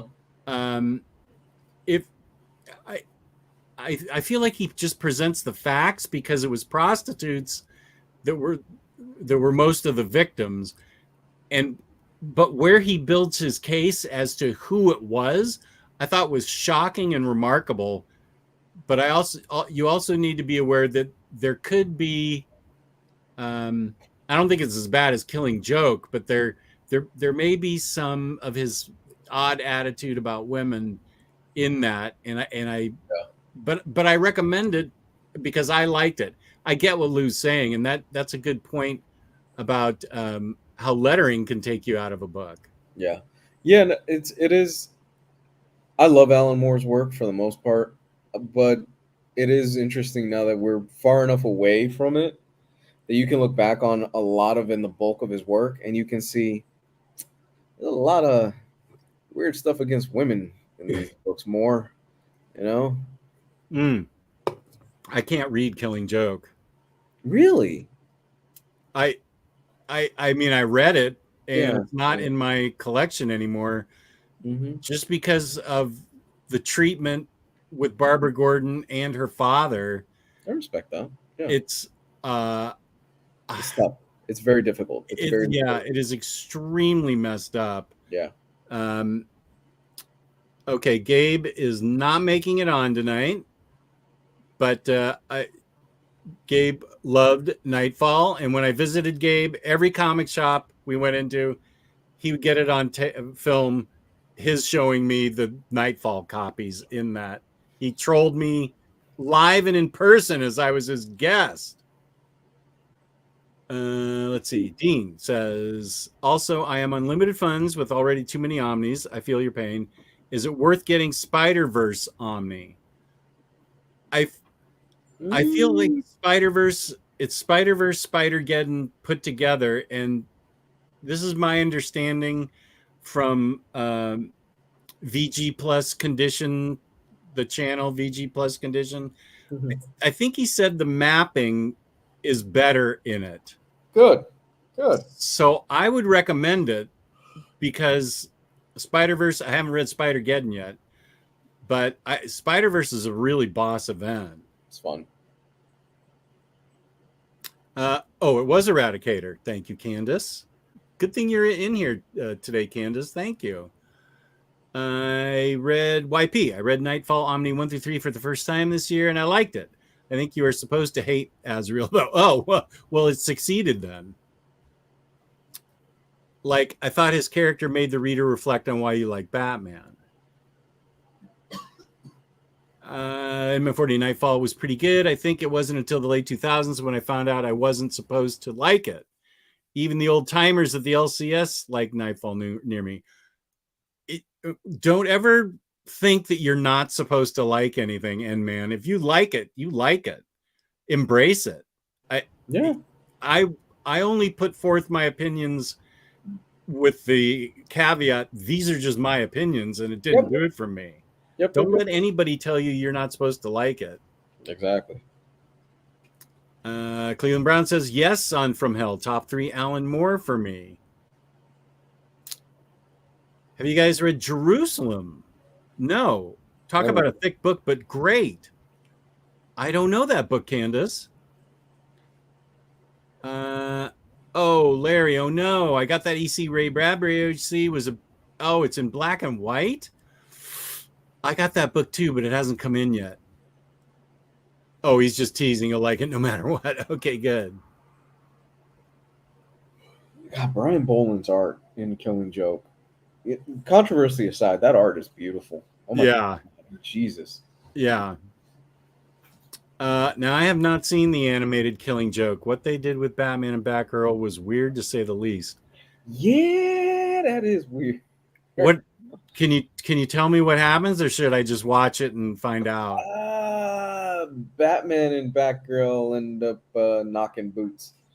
What? Gabe, I thought you just said you weren't going to make it. Yeah, and then I saw you guys were still on. So I was like, let's jump in and talk about how amazing Nightfall is, Jess. Okay, get the hell out of here.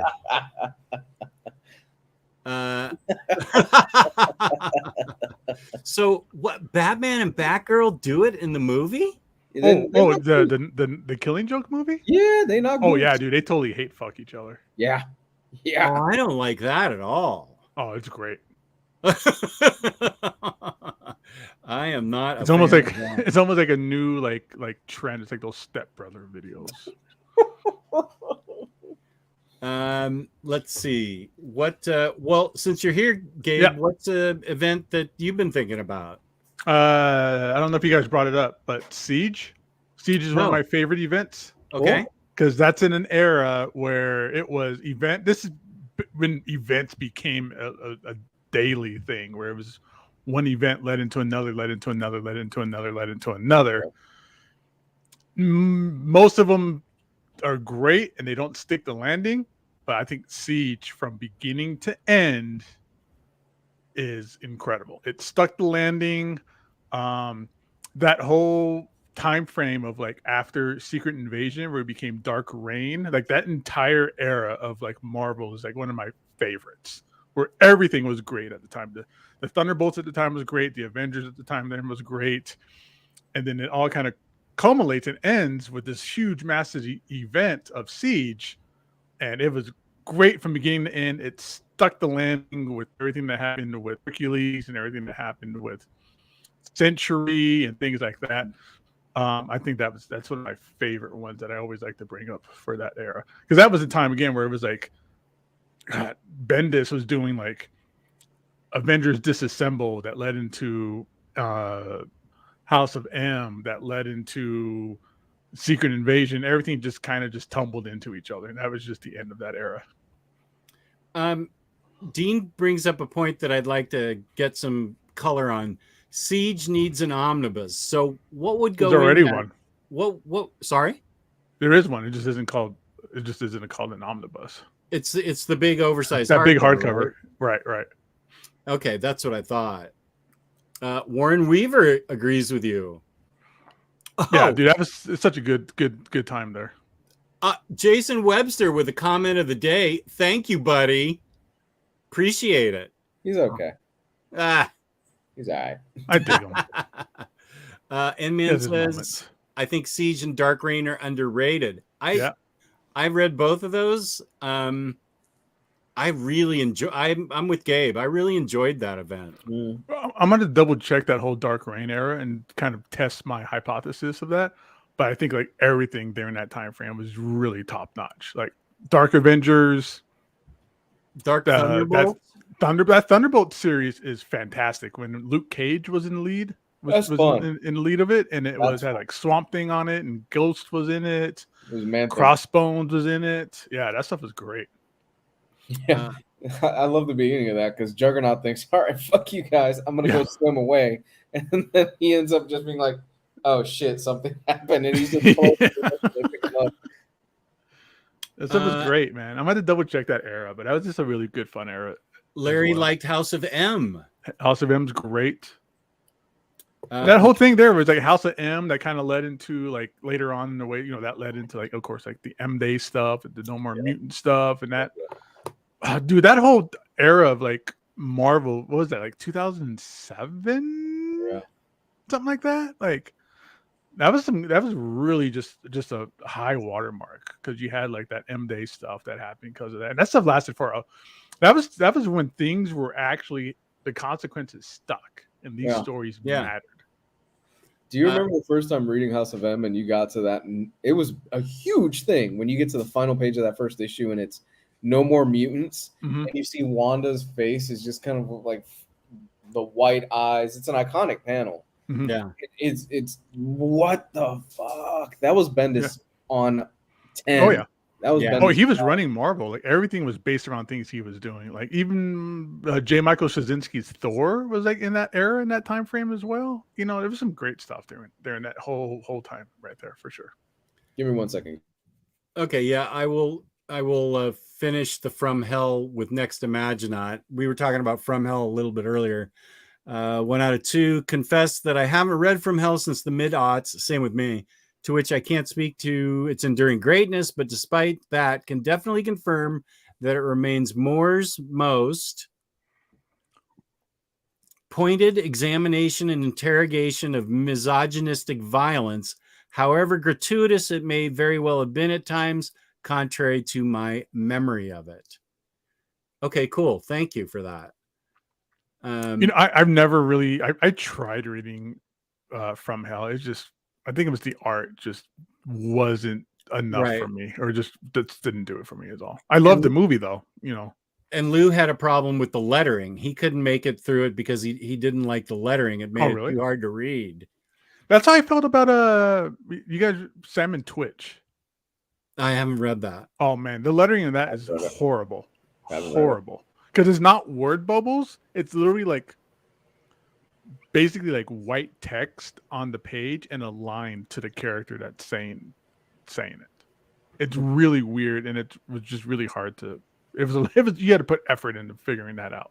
Man, I'm thinking back to that Bendis run where it was back-to-back events, and Bendis was running those events. It was it kicked off with Avengers Disassembled. Disassembled, yep. Which was huge. Then you led into House of M, right? Mm-hmm. What was after House of M? Because I'm drawing a blank after that. I want to say Secret Wars, but there's something else more into it that had to have been between Secret Wars and House of M. Yeah. You're right. There was Decimation, but that was part of House of M. But then there was Decimation that came after that. But I felt like there's something between that and Secret Wars. Gabe is speaking my language. Marvel was at its best when Bendis was there. And Larry brings up a good point. That was when Marvel was holding those creator summits and most things were mapped out. Do they still do those? Do they do the creator summits? I know they still do creator summits, but I don't know how forward thinking it is, or if they're just kind of like a right now kind. I mean, not to get bad in about new comics and stuff, but it seems to be just retreading of old things. Like we got Civil War 2, we're getting another Eternals versus X-Men versus whatever versus Avengers. There's another Secret Invasion storyline I think happening too. It's all because it's all just kind of trying to connect with the films and stuff. So it's all, a lot of it's all kind of retreaded stuff, it feels like. I'm gonna get to Candace's question about the worst event. Oh, Civil War. Maybe it's Civil War that we're missing. Thanks to David Winchester to bring that up. Okay, Civil War. Which I like the movie a lot more than I like the books. Yeah, but Civil War was a Mark Millar thing, right? That wasn't Bendis. Well, he wrote the main event. Dean has a good point. By the way, not everyone talks about it, but I think Batman's 0 Year arc by Snyder is really underrated. The second part of that arc really shows us the mental state of Bruce Wayne. Really good. And here's an event that I have heard nobody say anything good about ever, so I've never read it. Fear Itself. Gosh. Where the main issues probably are not the best, but the tie-ins are generally well liked. It really is a huge event. I've never read it because so many people have spit on it. Did you guys read it and did you enjoy it? I read it, and it wasn't for me. Wasn't for you. Okay. That was Fraction? That was Matt Fraction. That was the book. I remember seeing an interview with Bendis where he's like, this is gonna be Matt Fraction's big book. He's gonna be the biggest thing after this. And it was just the whole thing with the hammers. And it was one of those things where nothing stuck. It's one of those like playground situations where you could go play with my toys, but you better put everything back when you're done, exactly how you found it, kind of thing, right? So it was one of those where and then that was the time when I was really into Avengers Academy, and then it got sidetracked by Fear Itself, and I never got back onto it. Yeah, poor Matt Fraction, man. Matt Fraction there was a lot of hype behind him because he was Bendis's prodigy, wasn't he? He was coming in right after Bendis, and they're really close and stuff like that. but I don't think he ever necessarily hit the same highs as Bendis and some of those other guys hit at the time. Yeah, Fraction seems to be write stuff that's like A+ or F. Like his Jimmy Olsen is fantastic. Brilliant. Brilliant. Larry brings up his Iron Man. Lots of people love his Iron Man. Yeah, Dean, I can't believe it's not a Omni either, because I've got it in 2 big oversized hardcovers, then a bunch of trades, then another standard. It's a giant mess. Yeah, but it's supposed to be really, really good. That's one thing.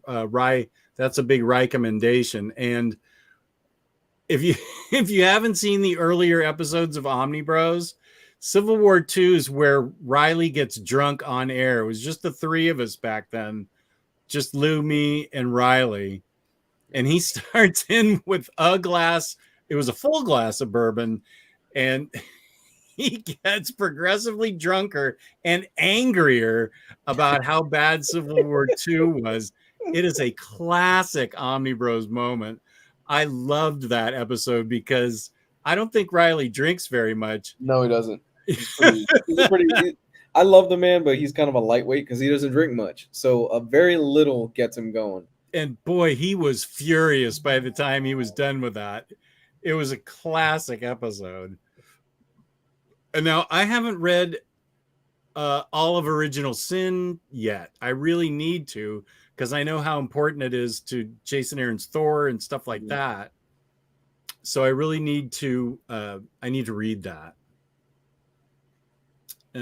Fraction had a Gmail account mentioned in the Iron Man book. When Tony Stark is on the run, you could email him in real life. I kept the reply I got at the time. Cool. James Abel, where's the link to that Civil War II show? I feel like if it was the 3 of us, it was probably 2017, I would guess. Probably around that time. Yeah, because it was just the 3 of us, and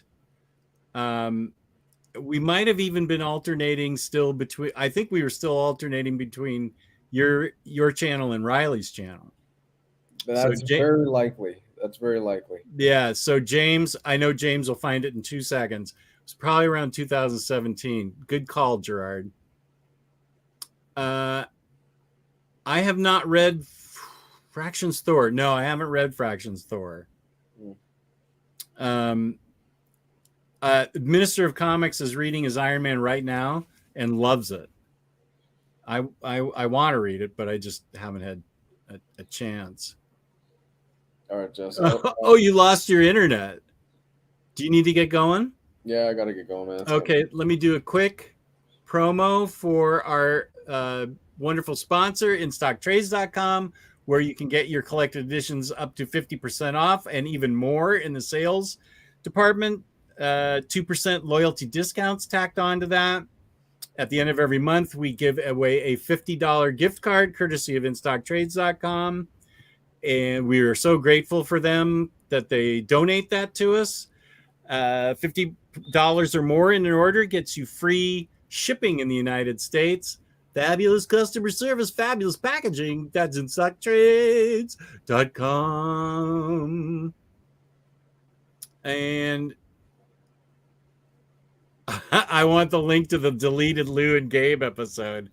No, that does not exist. It's Gabe, me, and Gio, and there's a reason that episode does not exist.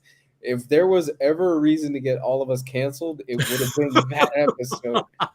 I never even got a chance to see it. You guys deleted it so fast. We finished. So what had happened? Just real quick before we end the show, just for context's sake, for those of you out there that don't know, I've told this before. We finished an episode of OmniBros. I was feeling a little spicy at the time. I had a few in me and something else in me. And I forgot who it was. I think I hit up Gabe and Gio, and we were talking in the chat, and I was like, you know what, fuck it. You guys want to go live one more time? Like, we don't have anything going on the next day. I'm like, yeah, let's do it. And it was about an hour and a half to almost 2 hours of us just talking about the most raunchiest stuff, like our first times and stuff like that. And yeah, no, it was bad. My wife is sitting next to me. She's like, "Oh my god!" I'm like, "Yes, it was really bad." Dude, I don't even know what was up with us that night. And even the thing that's most surprising is Gio was in on that episode. And Wow. Gio is not the type to be in those conversations at all. He usually is pretty quiet about that stuff. Yeah. So all three of us, it was probably like 11 o'clock at night when we went live. And all three of us just went off for about an hour and a half to 2 hours, just talking about the most raunchiest and dirtiest shit. And before the episode even ended, I remembered saying, I'm going to have to delete this because if not, this is going to cause some problems. Oh, it was on your channel? It was on my channel. I'm fairly certain it was on my channel because I had access to delete it. We finished the live stream and I immediately just deleted the whole thing because I'm like, there's just no. We cannot keep this. I'm never going to get a chance to see it. Yeah, no. I don't even know if anybody in the chat right now remembers that, but it was, and it, dude, that we said some stuff in there that made me blush after we were done. Like,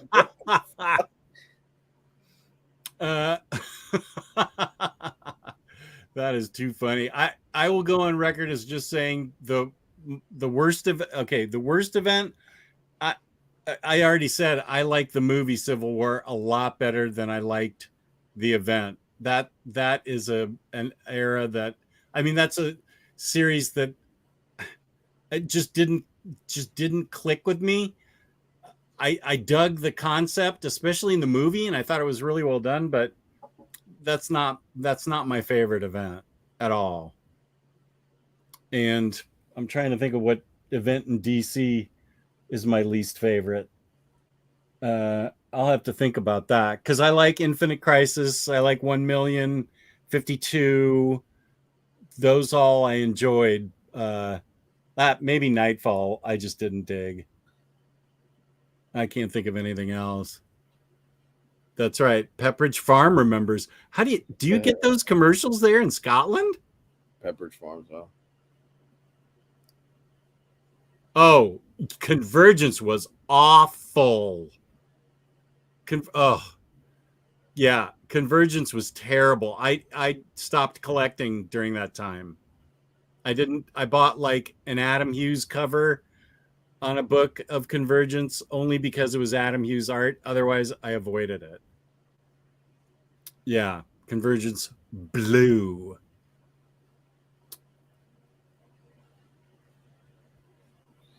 All right, Jess, I gotta get out of here. Okay. Dean, I just like Blackest Night. I liked Infinite Crisis a lot too, but Blackest Night, maybe because we just talked about it last week. That was a great event. Yeah. Okay. Thank you to all the viewers. Thank you to the chat. Really good chat tonight. Thank you to my co-host, Lou. Thank you, of course, to InStockTrades.com. Please hit the like button. Please feel free to leave a comment and subscribe. And thank you to everybody watching this afterwards. And I will post my playlist. I'll start composing that video soon. That's something I can do quickly. So thank you, everybody, very much. Peace and love. And go to OmniDogs Vault on YouTube and OmniDogs_Vault on Instagram. And Lou, where can they find you? You can find me at Comics Guide 101 on Twitter, Comics Guide 101 on YouTube, where there's an archive of old videos and all that stuff that you can look up. Nice. It was great having a show with you, and we appreciate it. Thanks, everybody, for watching. We love you all. We really do. You guys are great.